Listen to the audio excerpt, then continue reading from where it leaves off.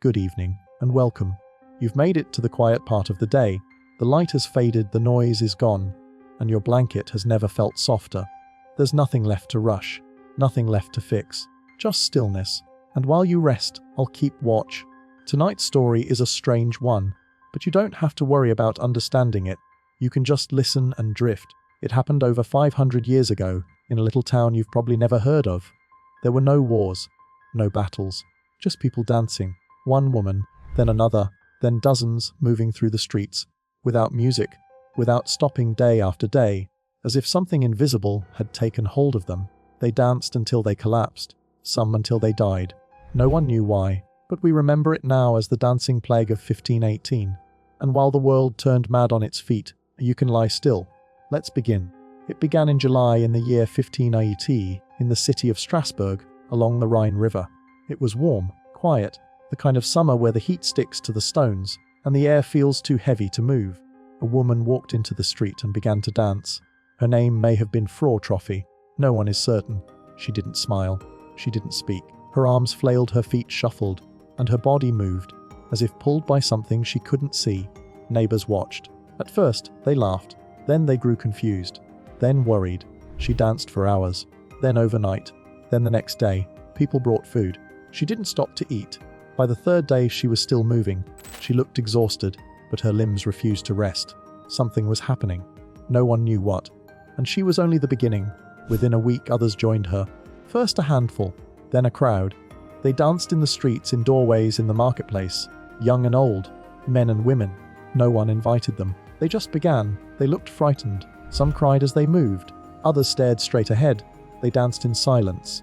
There was no music, no festival, only the constant shuffle of feet and the growing fear in those who watched. Doctors came, priests too, but no one could stop them. The town council assumed the dancers were overheated, that their blood was boiling inside their bodies. The recommended cure was more dancing. So they cleared the market square and let it continue. Some collapsed from exhaustion and got up again. Some bled from their feet, but they kept moving, as if they were trying to outdance something darker, something they could feel, but no one else could see. After several weeks, the dancing turned deadly. One by one, bodies dropped. Some from strokes, others from heart attacks. Some simply collapsed and never got up. There were no injuries, just bodies that had reached their limit. The records are vague, but modern estimates say 15 people died, maybe more. They danced until their bodies gave out. Some reports claim as many as 400 people joined in. Not all died, but none of them were free. The town grew silent. People whispered about curses, demons, and bad air. The local doctors blamed, or blood. They suggested bleeding, or rest, or prayer.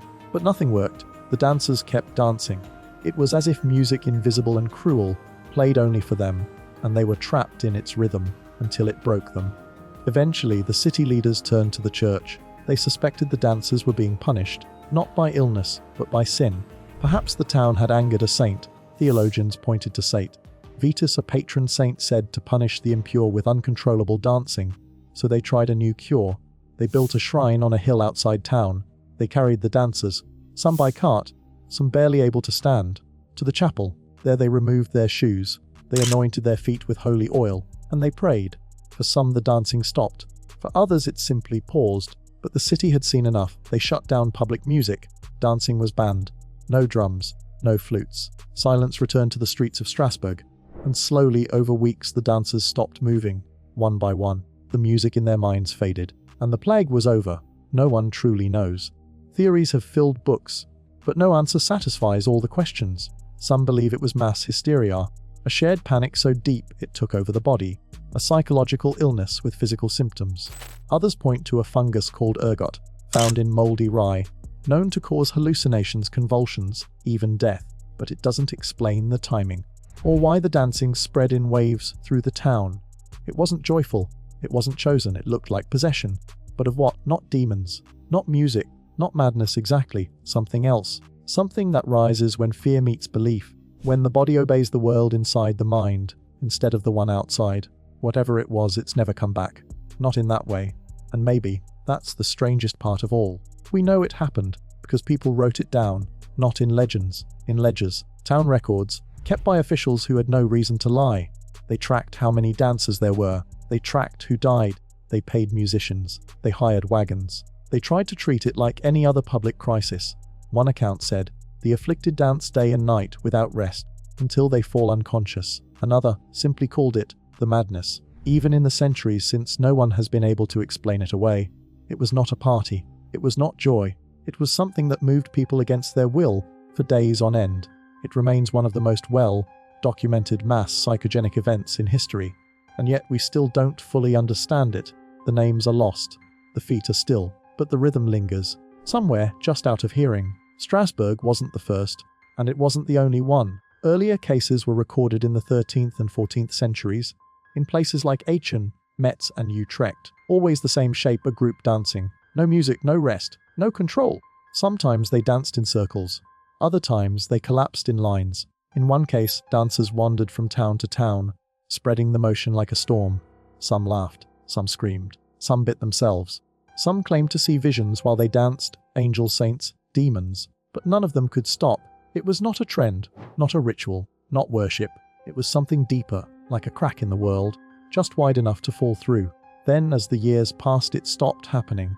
As suddenly as it had begun, it disappeared, as if whatever it was had passed through us and moved on.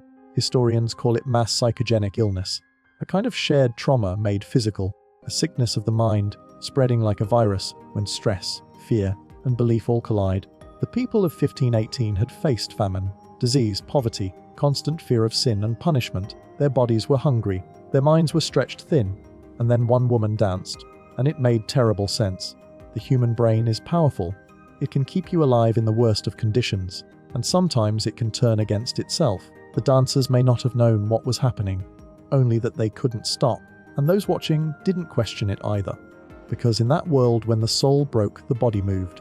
We still don't know why it chose dance, but maybe the rhythm gave shape to the chaos. Maybe it was the only thing that made the fear feel real. Of course, not everyone agrees. Some believe it wasn't mass hysteria at all, that it was religious or spiritual, that the dancers weren't sick but touched, possessed, purified, punished. Some described it as a trance, a curse, or even a kind of protest. There are no videos, no photographs, just writing, some from witnesses, others secondhand. Each version just a little different, enough to leave room for doubt. Was it madness? Was it mercy? Or was it just something we'll never have the words for? We don't know. We're left with fragments, drawings, notes, ledgers, stories, and silence. The kind that waits at the edge of understanding. The kind that doesn't need to explain itself, because the dancers are gone now, and the world keeps moving. Now, as your breath grows slower and your thoughts begin to loosen, you can be still. The streets are empty. The music is gone. The dancers are asleep, and so are you. No rhythm pulls you. No fear follows you. Just the soft weight of your blanket and the quiet comfort of not needing to understand everything.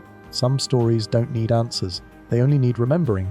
So tonight, while the rest of the world runs and spins and trembles, you are allowed to rest, to lie still, to stay quiet. And if, in your dreams, you hear faint footsteps on stone, don't be afraid. It's only history passing through.